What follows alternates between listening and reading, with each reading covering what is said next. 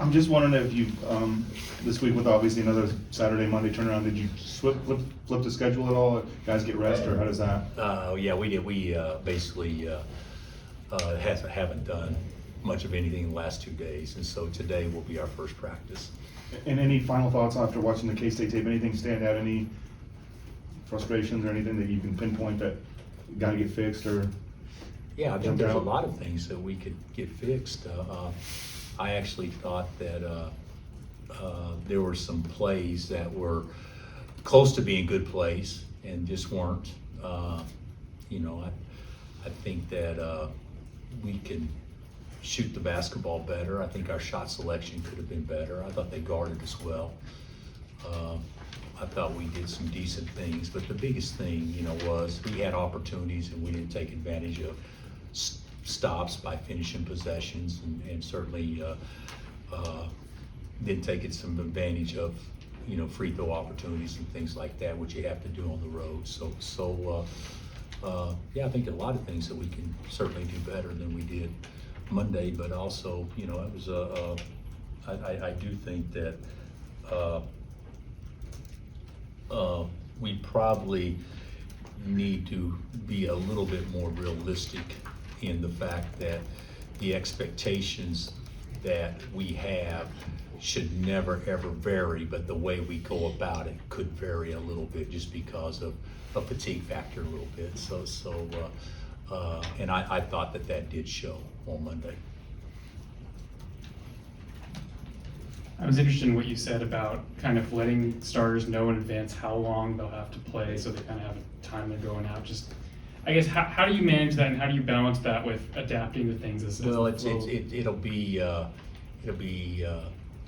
different based on foul problems, based on health, based on a lot of things. But there's been a lot of times in the games that guys are at the 14-minute mark, and you don't know if you're going to come out the rest of the game. So just knowing that they're going to get a couple of breaks, and we'll try to come up with a way to do a better job of subbing them, so that way, even if it's not a long break, it can at least feel like that they're able to rest a little bit more, even though the minutes may still read comparable to what they have been. They feel like that they've spent more time sitting during a game, even though the minutes are still comparable. And then with Baylor just particularly limiting their offense, what is that going to require of you guys on the defensive end? Well, we're going to have to, our ball screen defense need to be on point. Their point guard's terrific. He can get where he wants to go. He can post. He can back guys down. He's got great vision, and of course, and then they got a lottery pick on the wing, and that didn't even count. Love, Bridges, or Nunn, or whoever else. So they got a terrific cast of players. They've done a great job in that regard, recruiting and developing, and so yeah, we'll have our hands full trying to come up with some ways to try to take away the perimeter and still yet not letting their two bigs expose us inside, which they're obviously both very talented. You've seen a few cycles of what the portal means and can do and can be.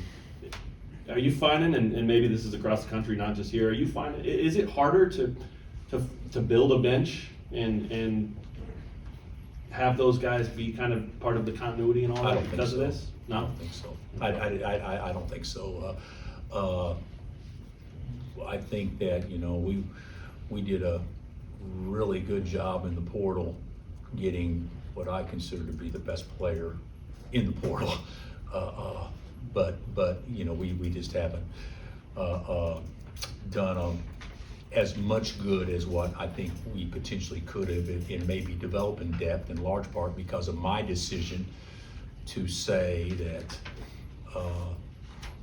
we got to take away 3 scholarships over 3 years. Maybe we can get 2 now, and if we stay healthy, and knowing that Zach would redshirt before he came, those are decisions that I made. So I got no one to blame on those decisions but me and an NCAA ruling. So there's no excuses. We got 9 guys, and if you guys have ever watched us play in the past, I don't think we've ever played 10. Right. Yeah, we got enough. We certainly got enough. I also wanted to ask you, what would you need to see or want to see from Jamari to see if he could get a few more minutes here and there, or more consistent minutes anyway? Yeah, well, he's kind of in a tough spot because the best person for him to probably spell would probably be KJ. And he's a perimeter player and plays differently when he's in the game a little bit. Yeah. But I would say, defend, rebound, take care of the ball. It's not that complicated to me. But he certainly needs to have the opportunity to do some of those things, because I think KJ will be more effective if we can just get him a little bit of rest. Across the conference, I think a lot of teams are struggling on the road. Texas is the only team that has a winning record on the road. Just this year in particular, why is it so hard for teams to go on the road and get those wins? I think it's always been hard to win on the road, without question. I think some teams are more equipped to win on the road than other teams, but I think it's always been hard to win on the road, and there's more competitive balance this year than what we've had in years past, I think. And it's been really good in years past, but I think it's even better this year. Number 4 against, I think they're 13, 5 o'clock game.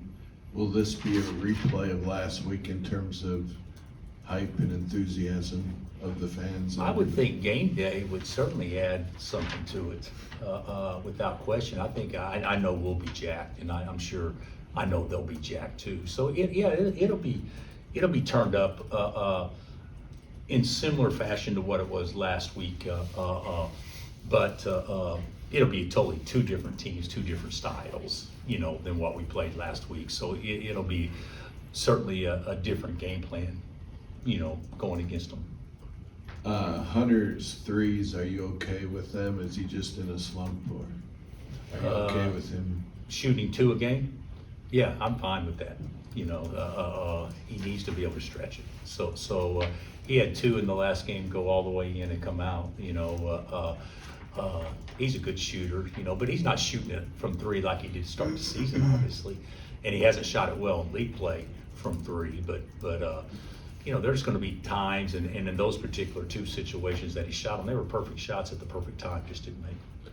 Are Baylor's freshmen a concern? Well, yeah, they're both pros.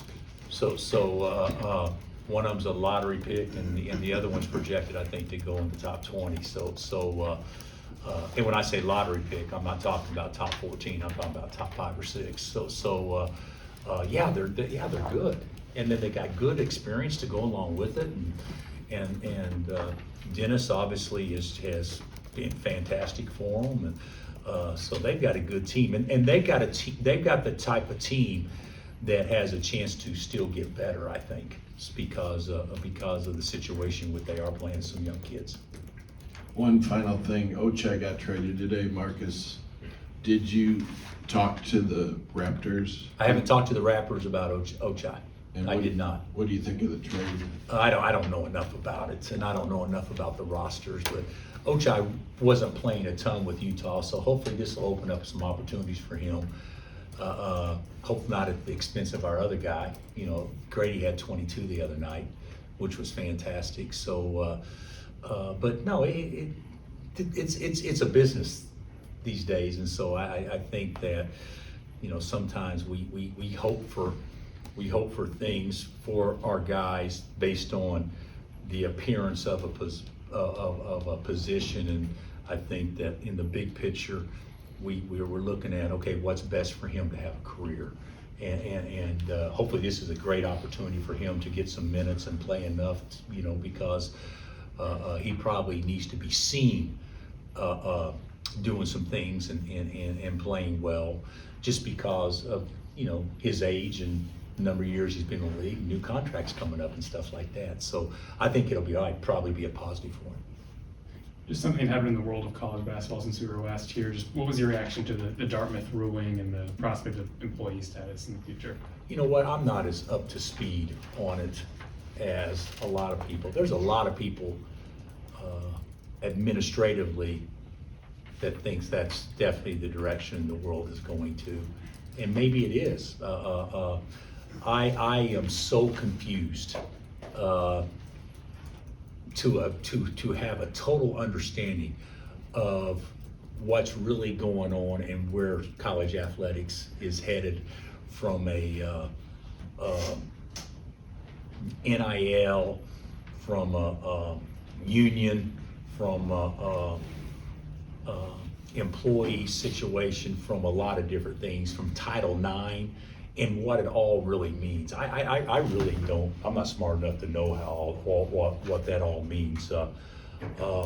There's a lot of people that think, oh, it's the worst thing for colleges if they become employees, and you hear the flip side, oh, it's going there anyway, it'd be the best thing. Are we gonna put everything in-house, or are we gonna keep it out of house? What's the role that universities can play on all this stuff? I think it's so up in the air and so indecisive that it makes it hard for people to operate not knowing certain things. You got the Tennessee situation still out there, and that'll certainly impact NIL moving forward, depending on what that ruling is. And so it's just like, be nice in 2 years from now or 3 years from now that it's actually settled down and this is exactly how we know it's going to be. Somebody talked, has NCAA lost all their power? Do we need to break off and go into 2 or 3 divisions? All the different things that is being rumored and said out there that I just think is such an inexact science right now that I don't think anybody really knows what's going on. I remember talking to Nick Timberlake at Media Day, and he said, hey, I come from a basketball family, I've never played in an NCAA tournament, and all those things. And I know he came here with high expectations. Is there a case and point where maybe a player can try too hard? Or, have you... Nick's gonna impact us still down the stretch. Part of learning how to compete is knowing the difference between just trying hard and learning what gives you the best chance to be successful when you do try real hard. Whether it be purpose, poise, understanding what wins, feel, preparation, diet, strength training. There's a lot of things that go into it other than just in the time that you're out there and you're trying hard.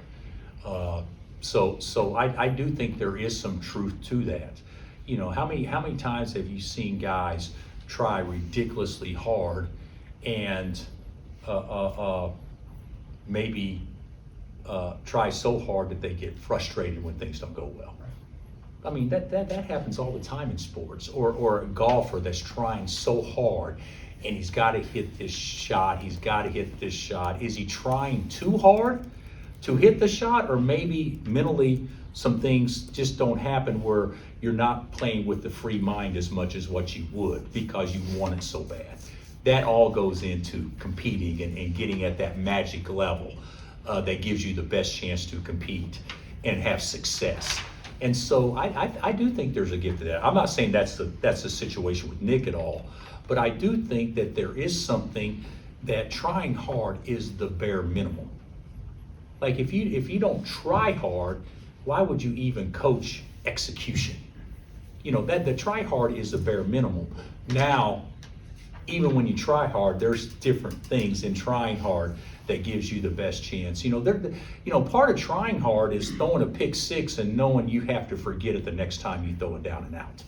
Part of trying hard is getting beat as a corner for a touchdown, and then are you just trying to guard your guy the next time, or do you have to get a pick six to make up for what you just did?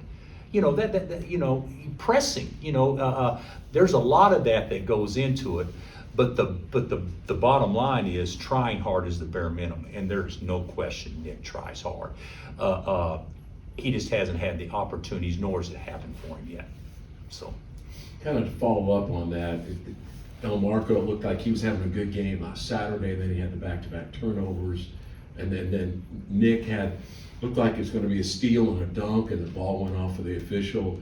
Just bad luck? Is it, and then confidence factor comes in? that- Yeah, I don't think the deflection and off the official would create a situation where you lose confidence. I don't think that at all. So I don't feel that at all, and I actually think Nick's done a pretty good job rebounding and doing some other things for us. So you know, that's part of the thing. I think some of it is also having a feel for the situation, knowing that, you know, in this particular situation, there's so many times in athletics where as an individual, you know what you can do. You know you can make that shot. But making the shot, is that what's best for the team because you can make it? Because guys that shoot 20% can't make a shot. You know, is it better off to see a situation and understand in this particular possession, this is best for us? So I think that all goes into competing and understanding and all that stuff. And I think our guys are gaining on it. I think Marco, you know, you alluded to that, the couple of turnovers, yeah, he didn't hit that, but a lot of those, I think, is sometimes he puts himself in positions where it becomes more difficult than what it actually could be. And that's just experience, and he'll get that. But when you're talking about the uncertainty of the future of college sports, are you someone who, when these decisions are being made, you want to be a part of those discussions, or do you skew more towards give me the rules and I'll make it work, whatever the rules are? 10 years ago, I would say I'd like to be a part of discussions. Right now, and going through the NCAA stuff that we went through, just tell me what the rules are, and we'll adjust. Like, I have absolutely zero interest in trying to get ahead of something by that, because, you know, we spent, you know, 5 or 6 years dealing with something that created more angst and frustration than anything that I've ever been through. And I'm just like, you know, whatever you do, just let me know and then we'll adjust. I think that's been my mindset far more so than how can I get in front of this. And that's probably a sad thing to say, but it's actually, you asked the question, I'm giving you an honest answer. It's how I feel at this point in time. I think that in my time in this sport, and the sport has been so good over time, and it will get good again. We will figure it out. It will balance out. We're just at a point now in college athletics where everything's up in the air. The way it looks now isn't going to be the same way it looks 5 years from now. It's just up in the air right now. Every business goes through situations like that. Well, this isn't the way the pharmaceutical business was 7 years ago, or this isn't the way the trucking business was 5 years ago. You know, this is not the way the college sports was 7 years ago. We all go through changes, and right now we're just in a change. So, you know, would I like to be on the forefront of making decisions? And, you know, in theory, I think I got some good ideas, but, you know, I don't think that I'm going to go lobby for Congress to come up and figure out, hey, what do you think, self, on how this, that's not going to happen. And certainly with what I've gone through the first 5 years, they're not going to ask me anyway. So I'm not going to spend a lot of time worried about some crap that they're not even going to ask me about. So that's how I see it. Anything else? The government might ask you that. Yeah, you're right. You're right. There could be a couple of senators, you know, ask me about certain things. And to your Policy. point, Jerry Moran has. So yeah, stuff like that. But that's actually a good point, Gary. That at that level, maybe.